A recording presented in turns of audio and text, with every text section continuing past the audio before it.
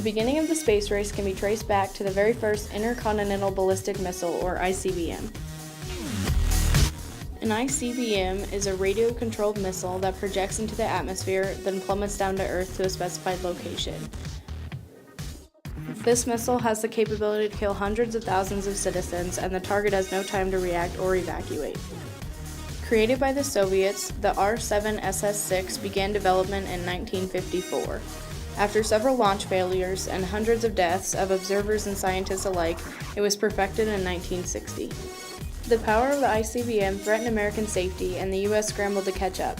Atlas and Titan were the first ICBMs made by the United States. The U.S. captured German scientists that worked in the V-2 program during World War II and used their knowledge for their own advantage. Today, only the Minuteman III ICBMs are still active in the United States. Shortly after the first ICBM was developed, the Soviets continued to trump the U.S. space exploration by sending the first man in space, Yuri Gagarin. Yuri completed his orbit in space on April 12, 1961. He was awarded many medals and titles, including the Hero of Soviet Union, which is the nation's highest honor. The Cuban Missile Crisis.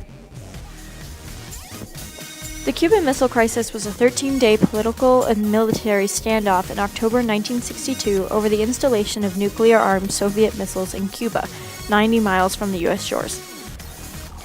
The U.S. prepared military force around Cuba that was ready to take action, but they came to an agreement when Nikita Khrushchev, Russia's leader, offered to remove the missiles as long as the U.S. promised not to invade Cuba. Kennedy, the U.S. president at the time, in turn secretly agreed to remove U.S. missiles from Turkey as well. The sole U.S. combat casualty that occurred during the Cuban Missile Crisis was when 35-year-old pilot Major Rudolph Anderson flew American Renaissance plane over Cuba and was shot down. Sputnik was the first artificial satellite. It was visible from all around Earth, and radio pulses were detectable. Sputnik's tasks included measuring density of the atmosphere, its ion composition, solar wind, magnetic fields, and its cosmic rays.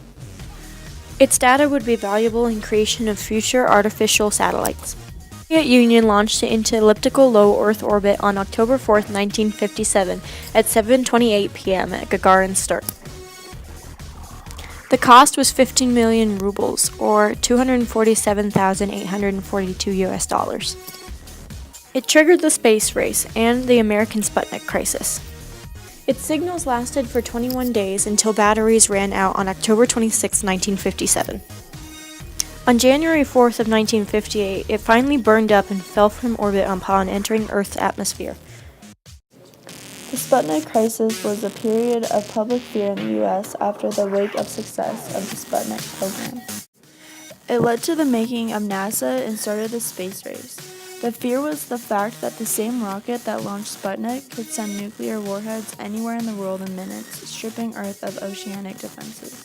This led to the creation of the Defense Advanced Research Projects Agency, otherwise known as DARPA. The space race was between the Soviet Union and U.S. It spawned efforts to launch artificial satellites, space probes, and human space flight into low orbit. The Soviet Union beat the U.S. in launching the first satellite, Sputnik, on October 4, 1957.